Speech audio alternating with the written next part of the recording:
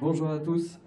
Merci d'être avec nous pour cette conférence sur les transformations make-up au cinéma. Alors, pour le programme que vous allez assister tout de suite, on va découvrir un pilote de la série Reset et on accueillera tout à l'heure Christelle Gras, qui est la créatrice et réalisatrice ainsi que scénariste, et Johan Labrousse, créateur et scénariste. Donc ça, ce sera dans quelques instants.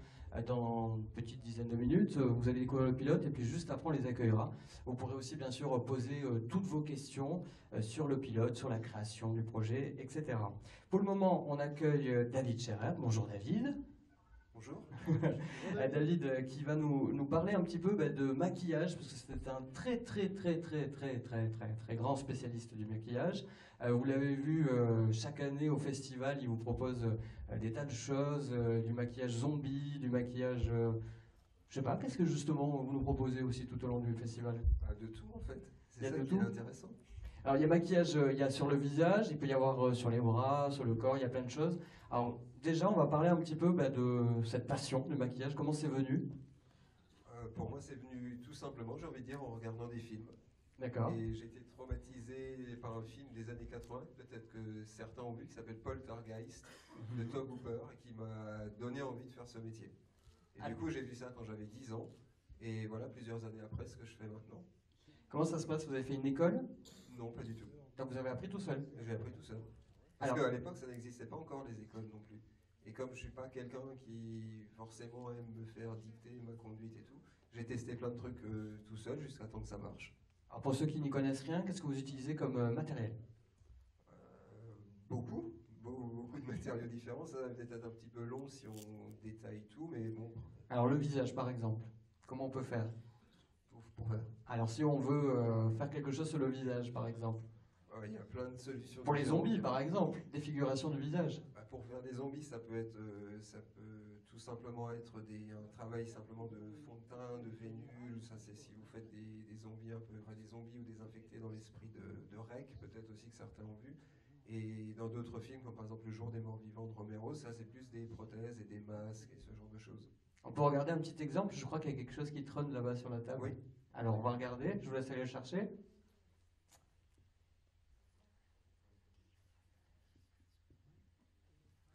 Alors, un petit exemple. Un petit exemple, Ça, comment en on fait, peut faire ça? Combien de temps ça prend? Ça avait pris 3 jours, c'était très rapide à faire. C'est simplement un masque. En fait, c'est un masque qui est inspiré des films de zombies d'un réalisateur italien qui s'appelle Lucio Fulci, qui faisait des films d'horreur dans les années 80. Et c'était en fait un réalisateur qui, lui, dans tous ses films, avait une obsession de la mort. Donc ça a été un des premiers réalisateurs en fait à représenter les morts vivants sous l'aspect décomposé et décharné. Peut-être que certains ont vu Zombie par exemple de George Romero et La Nuit des Morts Vivants. C'est bien, il y en a qui l'ont vu. En fait, là, les zombies étaient très humains, si Oui. j'ose dire, n'étaient pas forcément très décomposés. Et Lucio Fulci, dans les années 80, quand il a fait un film qui s'appelle L'Enfer des zombies, est parti en fait sur une représentation du mort-vivant beaucoup plus décharnée, beaucoup plus décomposée, pourrie, parce que c'était un metteur en scène en fait qui avait une obsession de la mort, qui avait peur de la mort et qui voulait uniquement la représenter de cette façon, d'une façon presque très réaliste. Comment ça Voilà. se, comment ça se passe le travail sur un tournage? On vous appelle, vous venez directement préparer les corps, les têtes, par exemple, tout ça directement? Ouais, dans le meilleur des cas, on se voit quand même avant pour discuter de ce Bien qu'il faut sûr, faire, évidemment. sinon ça se barre en couille tout de suite. En fait, on rencontre le metteur en scène, il nous explique ce qu'il veut, on lui fait des propositions, des fois lui a des designs ou des idées extrêmement précises, donc on se base là-dessus, on propose des choses, et puis une fois que le concept est validé, on fabrique les éléments, et puis on vient les poser sur le tournage. Il y a du travail qui est fait sur l'image, après, par exemple. Ça dépend, ça dépend des films, ça dépend du style. Je sais qu'il y a des films par exemple où ils refont les yeux après en image de synthèse pour quand on n'a pas l'occasion de mettre des lentilles de contact ou ce genre de choses. Il y a des personnages après qui sont refaits. Oui, il y a des films de zombies en image de synthèse comme World War Z par exemple. Mais ça c'est plus récent. Bon, dans les années 80, tout était fait sur le plateau. C'est peut-être aussi ce qui rend ces films un peu meilleurs peut-être que ce qui se fait aujourd'hui. Vos expériences qui sont passées, sur les plateaux? Qu'est-ce que vous avez fait dernièrement, par exemple? Alors, dernièrement, j'ai pas fait de film de zombies. J'ai plutôt fait des films policiers, des thrillers. D'accord. Ça change un peu. Donc là, c'est plutôt des blessures qu'il faut Là, reproduire. on a fait des corps calcinés sur un film d'Eric Valette, mais je peux pas trop dire parce que ça concerne certains personnages et donc du coup, je risque de révéler tout de suite. D'accord. Voilà. Des conseils pour ceux qui ont envie de se lancer, des écoles, apprendre tout seul, comme vous? Qu'est-ce qui est le mieux, selon vous? Je sais pas si je suis le mieux placé pour donner des conseils aux gens parce que j'ai peut-être un parcours qui est un petit peu atypique, mais en fait, j'ai appris en regardant beaucoup de films. Alors, à la limite, j'ai envie de dire oui, il faut regarder plein de films. Il faut se documenter le plus possible. Comment on fait? On fait pause sur une image et on détaille? C'est ça, en fait. On regarde une séquence et on essaie de comprendre comment elle est montée, comment elle est amenée, comment le réalisateur filme les effets, quel type de lumière, etc. Pour justement comprendre tous les éléments qu'il y a autour. Il n'y a pas en fait juste le trucage. Parce que un truc comme ça, c'est un bout de plastique à la base. Oui. Donc il faut le mettre en lumière, il faut le comédien en dessous, il faut plein de choses pour que ça fonctionne, quoi. Je vais reposer la tête, mais par contre, on va avoir deux cobayes avec votre travail, ce que vous avez fait. Alors, je vais appeler les deux jeunes filles au milieu.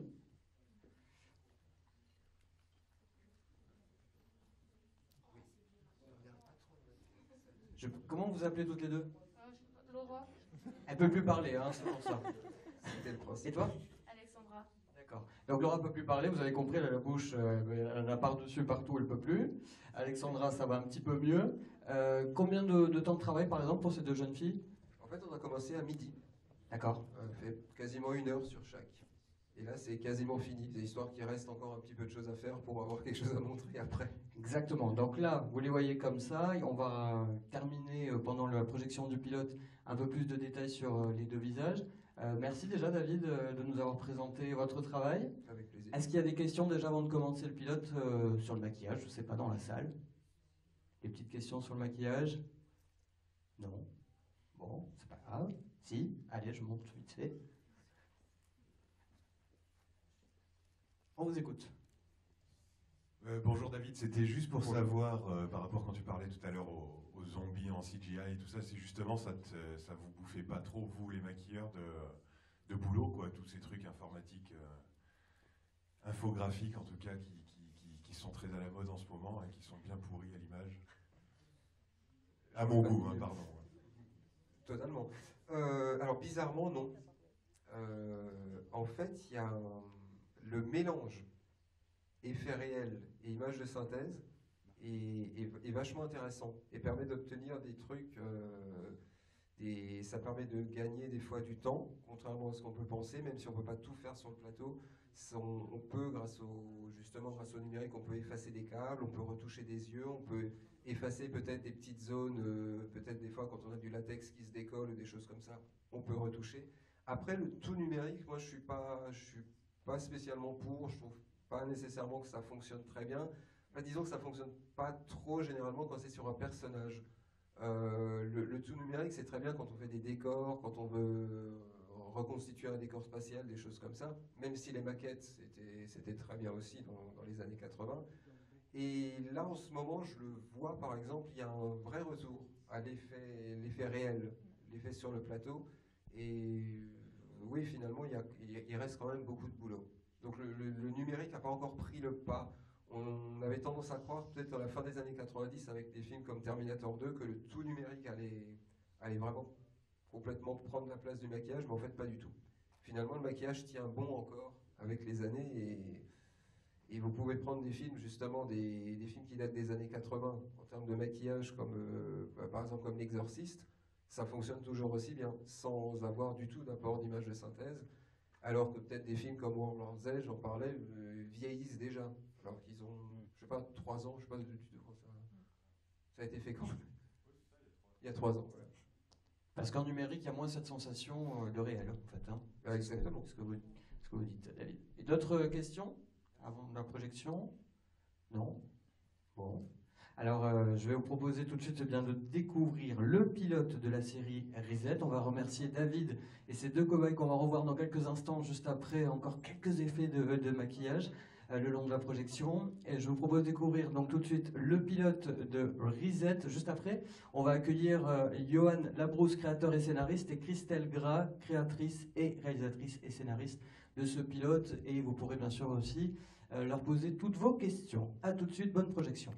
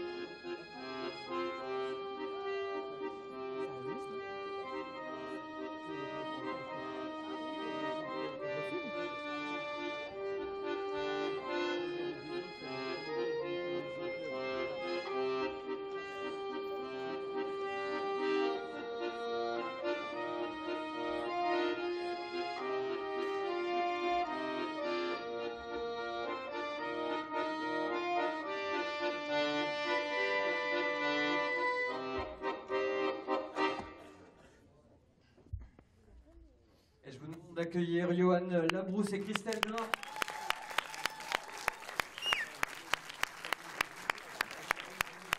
Voilà. Alors Christelle va se faire désirer un peu, c'est normal. Allez, dépêche-toi! Les demoiselles, elles se font désirer, elles arrivent, regardez, elles descendent comme au Festival de Cannes. Christelle Gras, créatrice et réalisatrice et scénariste.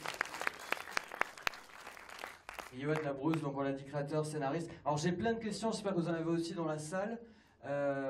Bon déjà, on va parler au final, hein, combien de personnes ont participé au projet? 105, ouais, dans l'équipe technique, là, au générique, il y a 150 personnes à peu près, un peu plus. Voilà, et les participants Ulule?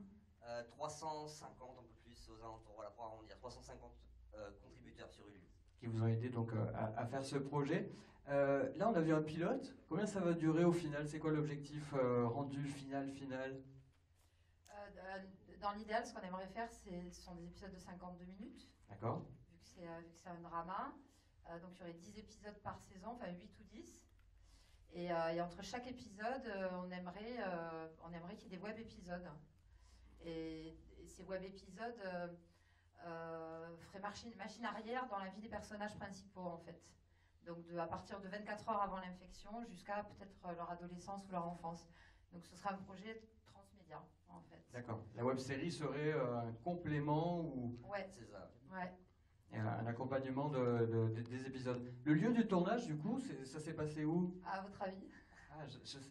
Moi, on m'a soufflé peut-être dans le 91, dans le Nord. Perdu, Paris 13. Voilà. Paris 13. Paris 13, beaucoup, les principaux décors urbains sont dans le 13e arrondissement. Oui. Ensuite, on a le petit parc à la fin, donc lui, à Montreuil, et le parking souterrain dans le 18e, à Paris. Voilà. On a quasiment filmé tout à Paris, quoi. Oui. Prestabo. D'accord. C'est une idée très conne. Hein. Ne faites pas C'est ça. là- Ne faites pas ça chez vous. Même on n'est pas des professionnels, on l'a fait. C'est pas bien. C'est là qu'on voit qu'on débute avec Johan. Il faut avoir un bon mixeur pour faire ça après, parce que c'est le gros problème, c'est le son. Oui. Partout, il y a du son, des voitures, tout le temps des ambulances. Et après, les comédiens parlent, il faut les enregistrer derrière. Et Il faut recréer toutes les pistes, en fait, finalement, quasiment, sonore. ça dépend. Sur tout le pré-générique, avant Oui. le générique reset, tout a été refait quasiment au niveau du son. Il n'y a rien de naturel. Donc pas de scène en studio du tout. Non. Voilà. L'idée de ce projet, alors comment c'est né tout ça? Comment ça a fleuri? Un soir, on faisait l'apéro avec un copain et on faisait l'apéro, quoi. Et donc, ce copain. On va préciser comment, ne vous inquiétez pas. Non, mais peut on est dans le demander. sud, là, en plus, donc on peut Oui, parler de oui. ça. Alors, au Sur- point, sur arrêtez Paris, ta sur Paris, passe. C'est ça les clichés, Voilà. les sudistes et les alcooliques, c'est ça. Bravo, Voilà. bravo. Sur Paris, on évite de dire oui, c'était un soir d'apéro, parce que Paris, c'est plus coinsos, mais. Pas vrai. Mais nous, on oui, comprend, y a pas de problème. donc on a un copain qui nous a dit qu'il aimerait bien faire une web série avec des zombies, quelque chose d'assez fun. Voilà, et puis nous on a trouvé l'idée super à l'époque. C'était un petit peu avant qu'arrive The Walking Dead.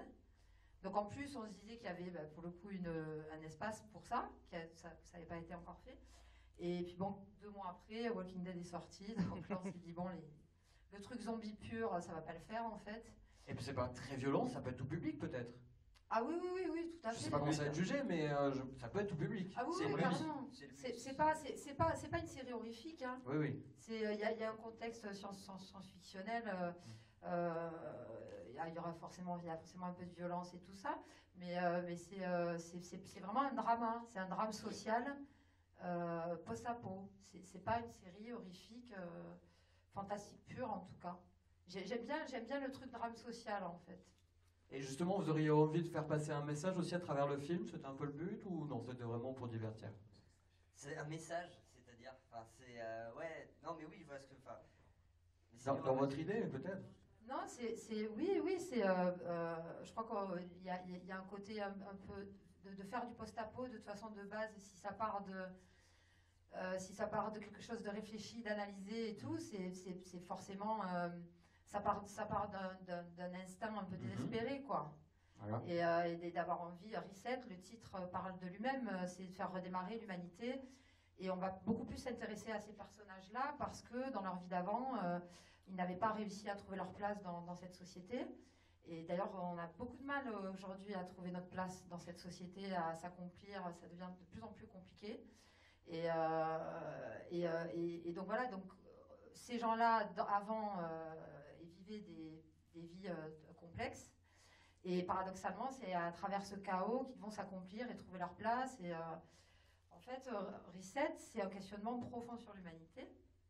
Et ça va beaucoup parler. Alors, dans le pilote, c'est pas flag, parce qu'il faut qu'on pose un univers, des protagonistes, des antagonistes, quelques enjeux.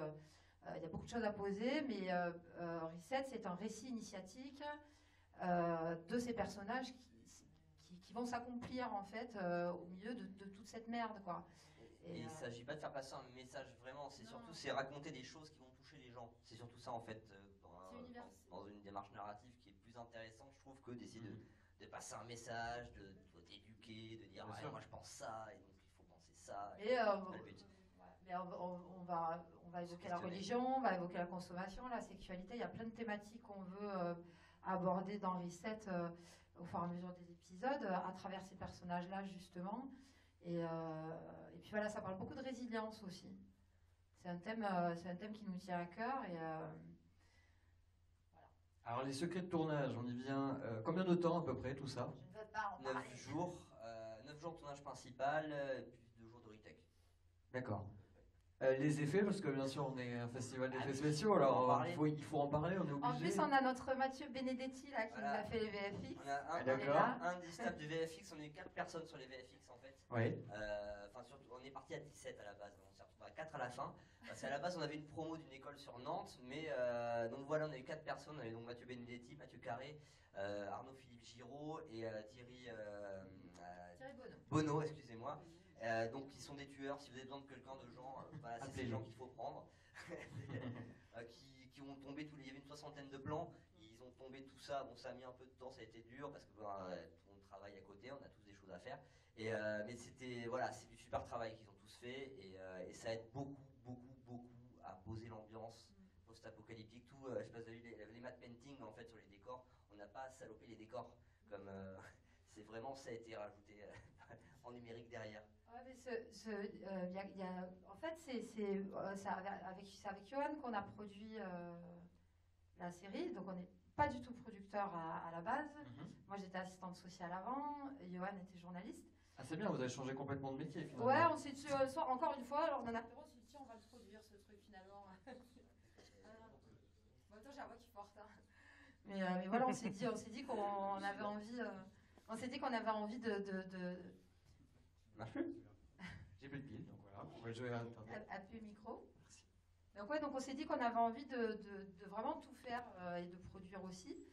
Et donc, ça a été très très compliqué parce que la production, c'est une tannée. Mais Et vous en partiez de plus, zéro, du coup, vous n'y connaissez rien finalement. Ah mais non, mais que dalle, mais vraiment, mais peanuts quoi. On est fous d'ailleurs parce que c'est. Enfin, il y a des gens qui nous ont dit, l'assistant réel qui a bossé sur des gros trucs et tout, il nous a dit, mais vous êtes tarés quoi. Il y a 10 décors, mais on l'a fait. Mais voilà, on l'a fait aussi parce qu'il y avait toute une équipe derrière, mais aussi dingue que nous. Il faut savoir que quasiment 99% des gens c'était du bénévolat. Voilà, donc c'est Reset, le pilote, c'est aussi beaucoup grâce à cette énorme équipe un peu fou comme nous, un peu folle, qui nous ont aidés à accomplir ça. Après, ça reste un pilote autoproduit, quoi. Et qui vous ont conseillé en fait finalement, aussi sur les étapes de oui, ça production, arrivait. de réalisation. Ils ont fait leur boulot, en fait. Nous, qu'on ne sait pas faire, chacun. Sur un tournage, tout le monde a son travail, tout le monde sait ce qu'il a à faire et sait ce qu'il fait. Et donc, à partir de là, c'est là où il faut bien s'entourer dans tous les cas, qu'on soit amateur ou pas d'ailleurs. Enfin, qu'on sorte de nulle part ou pas. Encore mieux, peut-être mieux que nous, s'entourer pour avoir les techniciens qu'il faut pour avoir le rendu optimal. J'imagine. Tout ce qui est choix des comédiens, tout ce qui est choix des comédiens, tout ça, alors comment ça s'est passé? Vous avez mené un casting, votre premier casting, racontez-nous un petit peu. On a passé des annonces, on a fait le tour de toutes les écoles de théâtre de Paris, on a passé des annonces sur des sites comme cinéas.org, et ensuite on s'est débrouillé pour avoir une salle. On a reçu genre 300 dossiers, on a dû recevoir. On a vu un peu moins d'une centaine de personnes, et voilà, on a fait donc des essais de 20 minutes chacun, avec d'abord du texte normal, un bout du pilote, puis derrière un petit passage d'improvisation, en fait, pour savoir comment il pouvait sentir le personnage en fait qu'il jouait. Et ça c'était important, je pense. Et ensuite à la fin c'était une dernière session de casting avec un peu des finalistes. C'était des castings d'alchimie, en fait, savoir donc qu'est-ce qui marchait le mieux au niveau des personnages, des sensibilités, qu'est-ce qui pouvait bien s'accorder. Un petit mot Non, il a tout dit. On a pas mal travaillé en amont, justement pour qu'il y ait. Et moi, j'ai plus mon micro aussi. Si. Oui, justement pour qu'en arrivant au tournage, il y ait déjà quelque chose entre eux.